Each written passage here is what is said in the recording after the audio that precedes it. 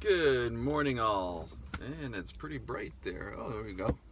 So, today is a day that I'm feeling down, and I got up, spent some time with the Lord. Every morning is a day with the Lord, um, and really addressing how I felt, and it's important that we look at our feelings and how we feel first thing in the morning, about the previous day or whatever, and then it can help you distinguish what you're really believing in your core of your being.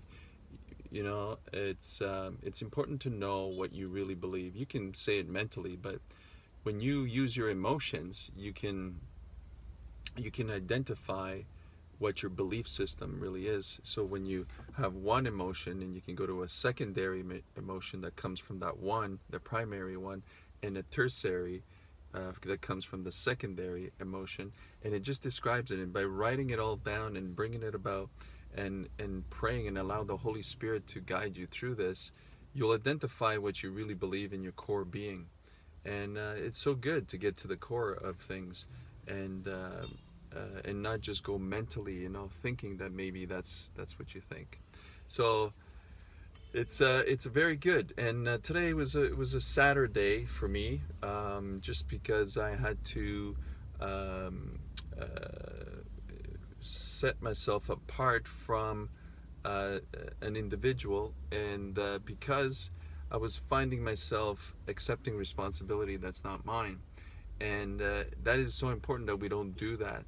Accept responsibility that's not yours, because then you take on the other person's things they're responsible for, and they don't have to do anything about it. So very important, very hard to do when you're a person that likes to see the best in others and want the best for others, and you want to rescue them, and you want to jump in there and do it all for them so they don't have to suffer through it. But it's in the suffering through it that you become the beautiful butterfly, right? The metamorphosis, right? There's a word in the Bible, that's that word actually, that when we're changed more and more like Christ, it's the same word, metamorphosis, like what a butterfly goes through from a cocoon to a beautiful butterfly. It's the struggle coming out of it that makes that butterfly so beautiful. And so we know this information, and but it's to do it is a different thing. Is to stand firm and stay with it. Don't deviate from that, because every single one of us has a responsibility in our own lives. We have to. I am responsible for how I treat you and how I treat the people around me, and they, all the people around me, are responsible for how they treat me. And it's not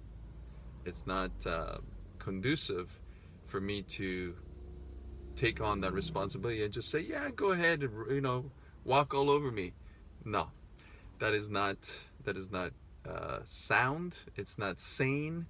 Um, it's not wise, because the other person will not grow, will not learn, will not accept responsibility for where they're at, no matter what has happened to them. No matter what has happened to them in childhood or anything else. It's a harsh reality, but it's the truth. We don't treat people um, like garbage and get away with it. So we are all responsible for our actions. And anyway, I this is a good day still. The sun is shining. We are blessed. I'm blessed, and I just gotta stand firm. And I hope you can stand firm as well, and don't accept responsibility that's not yours, because even in psychology, there is, I don't know if he's still alive, but his name is Dr. Scott Peck, The Road Less Traveled, and it's one of the first informations that I ever was exposed to when I was very young.